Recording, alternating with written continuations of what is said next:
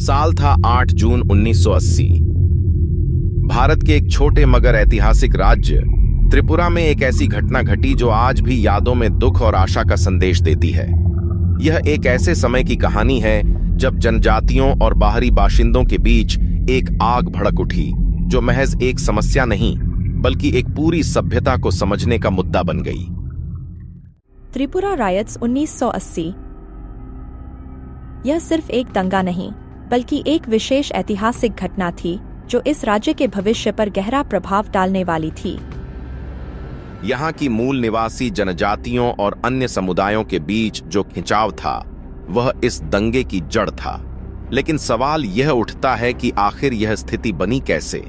किसने किस पर हमला किया? सरकार ने क्या किया? और इसके बाद त्रिपुरा में क्या बदलाव आए? इसके लिए हमें त्रिपुरा के इतिहास के पन्नों को पलटना पड़ेगा। यह कहानी शुरू होती है ब्रिटिश राज के समय से, जब त्रिपुरा एक प्रिंसली स्टेट था। त्रिपुरा का इतिहास माणिक्य राजवंश 1431 से 1947 और इसकी आदिवासी जनजातियों से जुड़ा हुआ है। यहाँ मुख्य रूप से त्रिपुरी, रियांग, चकमा, हलम, जमातिया जैसी 19 आदिवासी जनजातियां बसती थीं। 15 अक्टूबर 1949 से पहले, यानी भारत में विलय होने से पहले, यहाँ की आदिवासी जनजातियों की आबादी 80% थी और बाकी 20% बंगाली, हिंदू और मुस्लिम समुदाय के लोग रहते थे। भारत के साथ विलय कैसे हुआ, क्यों हुआ? भारत से जुड़ने से पहले का इतिहास हम दूसरे वीडियो में जानेंगे, इसलिए चैनल को सब्सक्राइब करके बेल आइकन को ऑल पर कर लेना ताकि कोई भी वीडियो मिस न हो। टॉपिक पर वापस आते हैं।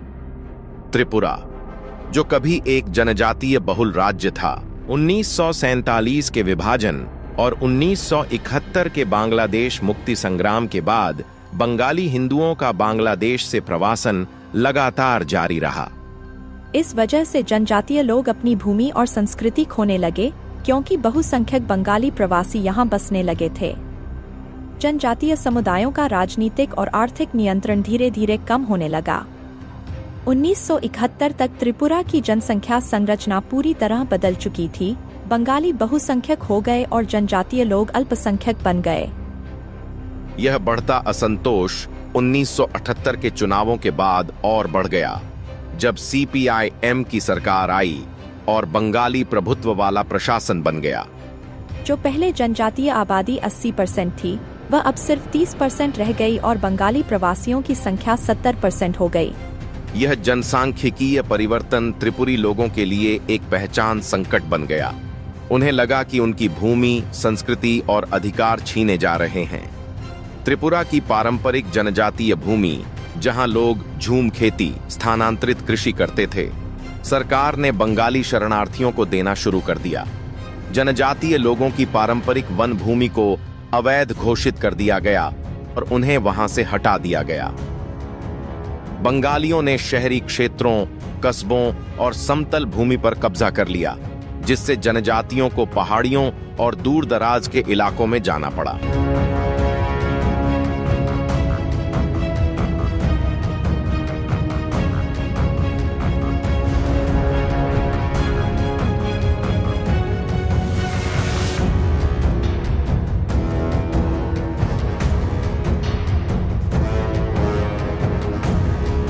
बंगाली प्रवासियों में से कई शिक्षित और व्यापारी थे। उन्होंने बाजार, व्यापार और सेवा क्षेत्र पर नियंत्रण बना लिया, जबकि जनजातीय लोगों को सिर्फ श्रमिक और खेती तक सीमित रखा गया। जनजातीय लोगों के प्राकृतिक संसाधनों पर भी नियंत्रण होने लगा। सरकारी नौकरियां और शिक्षा भी बंगालियों के प्रभुत्व में आ गईं, जिससे जनजातीय लोगों का चयन कम होने लगा। स्कूलों और आधिकारिक दस्तावेजों में बंगाली भाषा लागू कर दी गई, जिससे कोकबोरोक जनजातीय भाषा विलुप्त होने लगी।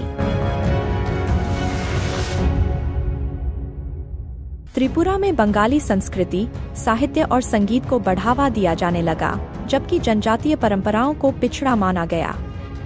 जनजातीय त्योहारों और पारंपरिक शासन व्यवस्थाओं को कोई महत्व नहीं दिया गया। जब जनजातीय लोगों ने विरोध करना शुरू किया, तो बंगाली प्रधान पुलिस और सरकार ने उन्हें दबाने की कोशिश की। 1970 के दशक में TNV त्रिपुरा नेशनल वॉलंटियर्स का गठन हुआ, जो बंगाली शासन के खिलाफ लड़ रहा था। 1979 से 80 में पुलिस और मिलिशिया ने कई जनजातीय गांवों पर छापे मारे, जिनमें कई जनजातीय मारे गए। अपने ही राज्य में आदिवासी जनजातियों से सब कुछ छीन लिया गया। न राजनीतिक शक्ति, न पुलिस, न ही सरकार, सब कुछ बंगालियों के हाथ में था। इसी गुस्से के कारण 26 मई 1980 को टीएनवी और अन्य जनजातीय समूहों ने बंगाली बस्तियों पर हमला करना शुरू कर दिया। 8 जून 1980 अगरतला से 30 किलोमीटर दूर मंडई क्षेत्र में टीएनवी और जनजातीय समूहों ने बंगाली प्रवासियों पर एक संगठित हमला किया। यह हमला इतना भयावह था कि 400 से 500 तक बंगाली लोग मारे गए। फिर एक ही दिन के भीतर बंगाली समूहों और उनकी मिलिशिया ने प्रतिशोधी हमले शुरू कर दिए। हजारों जनजातीय लोगों को निर्ममता से मारा गया, घर जला दिए गए, जनजातीय महिलाओं के साथ दुष्कर्म किया गया, बच्चों को भी नहीं बख्शा गया। जनजातीय लोगों को ट्रकों में भरकर मारा गया या निर्वासित कर दिया गया।